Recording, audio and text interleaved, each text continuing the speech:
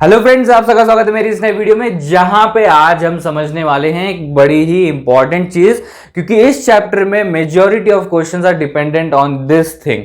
Okay, और अगर ये चीज आपके दिमाग में बैठ जाती है, बड़ी अच्छी तरीके से बैठ जाती है, सीमेंट की तरफ फिक्स हो जाती है, फिर क्वेश्चन कहीं से भी आए, ऊपर से आए, नीचे से आए, लेफ्ट से आए, राइट से आए, पर आप प्रिपेयर्ड होंगे हर क्वेश्चन के लिए। You will be ready with your weapons. और ये चीज है EDA Q&A पैटर्न। अभी EDA क्या है? Euclid's division algorithm. Euclid's division algorithm का हम Q&A पैटर्न देखने वाले हैं, तो शुरू करते हैं।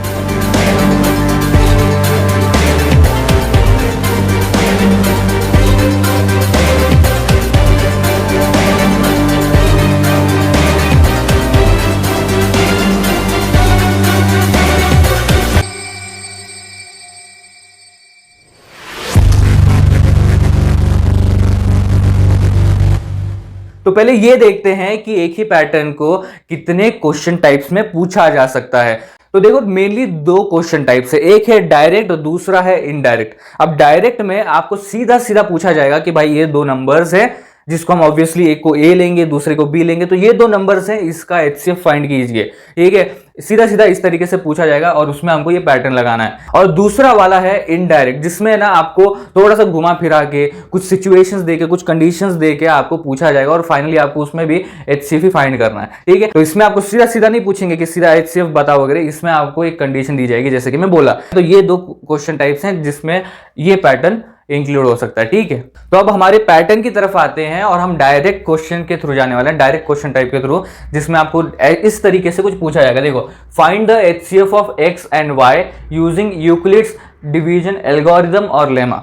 अब क्वेश्चन आपको ऐसा नहीं आएगा कि यूजिंग यूक्लिड्स डिवीजन एल्गोरिदम और लेमा, इस तरीके से नहीं आएगा। अब ये क्या फंडा है आपको आगे पता चलेगा ही। तो अब हम बढ़ते हैं हमारे सॉल्यूशन की तरफ। जैसे आप सॉल्यूशन की तरफ बढ़ते हैं और आपका सॉल्यूशन स्टार्ट करते हैं, तो आपको एक चीज पता तो होगी। यहां पे सबसे पहले ये रिकॉल कर लेते हैं, ये आपको चीज पता होगी कि A का वैल्यू ग्रेटेस्ट होता है, ठीक है, और B का वैल्यू स्मॉलेस्ट होता है।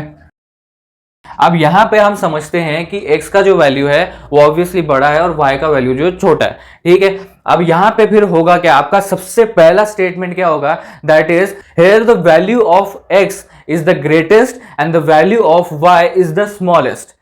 आप इस तरीके से लिख सकते हैं, नहीं तो दूसरा तरीका एक और है, that is the value of x is greater than y, therefore a is equals to x and b is equals to y। कुछ इस तरीके से स्टेटमेंट होगा आपका सबसे पहला स्टेटमेंट। तो हमारा पहला स्टेटमेंट तो यहां पे आ गया, that is x is greater than y, therefore a is equals to x and b is equals to y।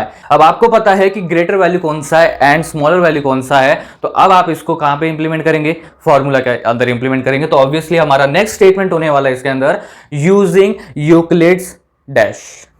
ठीक है, अब डैश क्यों? मैं जो बोला था आपको, ये जो मामला है आपको बाद में पता चलेगा। अब ये सबसे इंपॉर्टेंट चीज है यहाँ पे, that is find the HCF of x and y using Euclid's division algorithm और लेमा। इस तरीके से यहाँ पे लिखा हुआ। मतलब क्या है? अगर आपका क्वेश्चन में एल्गोरिदम दिया है, ठीक है, यूजिंग यूक्लिड्स डिवीजन एल्गोरिदम, तो आपको जब आप फॉर्मूला लिखने जाओगे तो वहां पे आपको क्या लिखना है? Using Euclid's algorithm.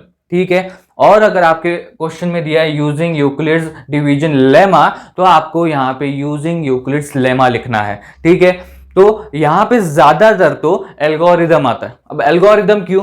क्योंकि अगर आप इन दोनों के स्ट्रक्चर देखोगे तो लेमा एक स्टेटमेंट है और एल्गोरिदम एक हमारा प्रोसीजर है, स्टेप्स के थ्रू जाता है। ठीक है, तो ज्यादातर लेमा में नहीं पूछा जा सकता। हमें एल्गोरिदम स्पेसिफिकली दे के रखा है। स्टेटमेंट एक अलग चीज है, एल्गोरिदम एक अलग चीज है, जैसे मैं बोला था, तो वो यहां पे इंप्लीमेंट कर दिया।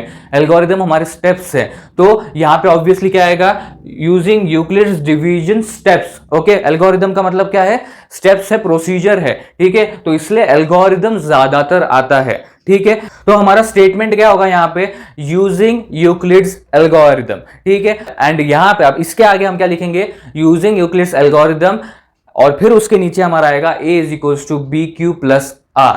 तो इस तरीके से होने वाला है कुछ। देखो, यहां पे हमने पहला स्टेटमेंट लिख दिया, तो हमें A एंड B का वैल्यू पता चल गया, और फिर हमने यहाँ पे फॉर्मूला लिखा है। अब इसको क्या करेंगे? फिर आगे अगला स्टेप होगा हमारा कि हम A एंड B का वैल्यू सब्स्टिट्यूट करेंगे और यहां पे हम पूरा का पूरा सॉल्व करने वाले हैं। तो देखो किस तरीके से यहाँ पे a का वैल्यू क्या है हमारा x एंड b का वैल्यू y, तो यहाँ पे x is equals to Y Q plus R. ये जस्ट एग्जाम्पल है, दैट्स वाई इस तरीके से, बट यहाँ पे ऑब्वियसली क्या आएंगे, नंबर्स आएंगे। तो यहाँ पे अभी जो कंडीशंस है वो अप्लाई होंगे, ठीक है। अगर आपका वैल्यू r का यहाँ पे ही जीरो आ जाता है, यहाँ पे ही जीरो आ जाता है, तो आपका प्रोसीजर यहाँ पे एंड करेगा और ये क्या होगा, डायरेक्ट कंडीशन होगा, ठीक है। और अगर यहाँ पे r का वैल्यू जीरो नहीं आता, आपकी पहली स्टेप में अगर r का वैल्यू जीरो नहीं आता, तो ये कौन सी कंडीशन हो गई, ये हो गई आपकी इनडायरेक्ट कंडीशन, ठीक है। तो यहां पे अभी ऐसा समझते हैं कि यहां पे r का वैल्यू जीरो नहीं आया, क्योंकि हमको पैटर्न समझना है भाई, ठीक है।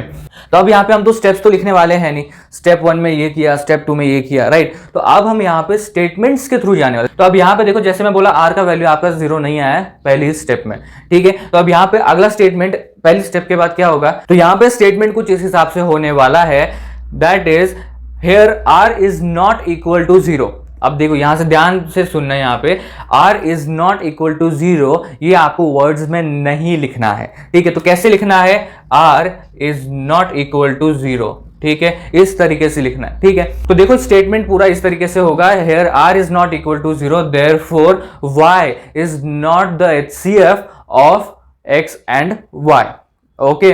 अब यहां पे जो हमने y लिखा है उस जगह पे हम b भी लिख सकते हैं। b क्यों लिख सकते हैं, क्योंकि यहां पे ये a है, यहां पे ये b है, ठीक है। इस तरीके से यहाँ पे कुछ वैल्यूज होंगी, तो ये इस तरीके से होने वाला है। देखो यहाँ पे हमने पहले प्रोसीजर फॉलो किया, ठीक है। यहाँ पे हमने बता दिया कि ये इस तरीके से फॉर्मूला यूज हो रहा है, फिर उसको इंप्लीमेंट किया। अब इंप्लीमेंट किया तो हमें दिखा कि r is equal to zero नहीं है, इसका मतलब है कि y जो है b की प्लेस पे वो हमारा HCF नहीं है for the two numbers x and y, ठीक है। तो हम आगे गए, a is equal to y लिया, b is equal to r लिया, और फिर वापस फॉर्मूला के अंदर इंप्लीमेंट किया, that is y is equal to R cube plus r1।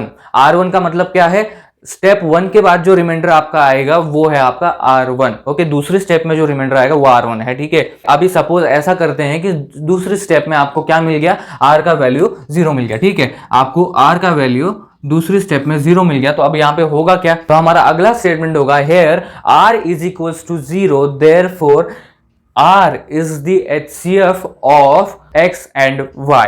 जैसे आपका r का वैल्यू जीरो आ गया, आपने ये लिख लिया, तो फाइनल एंडिंग स्टेटमेंट होता है जो कि आपके पूरे आंसर को फॉर्मली कंप्लीट कर देता है, और वो स्टेटमेंट है, therefore HCF of x and y is equals to the value of b at that stage where you got the r value zero, okay. अब यहाँ पे समझ में नहीं आया, राइट। देखो यहाँ पे मैं आपको समझाता हूं, तो देखो हमारा अगर हम ये स्टेज पकड़े, ठीक है, ये वाला स्टेज पकड़े, तो यहाँ पे हमारा क्या हुआ है, तो यहाँ पे हमारा जो r1 है ये जीरो निकला है, राइट। तो यहाँ पे अब क्या होगा, देखो a का वैल्यू क्या था, y था, b का वैल्यू r था, तो जो b का वैल्यू है ऑब्वियसली हमारा r निकला। तो इस तरीके से कुछ होगा वो, that is HCF of x and y is equal to r, जो कि हमारा लास्ट स्टेटमेंट होने वाला है, ये हमारा लास्ट स्टेटमेंट होने वाला है।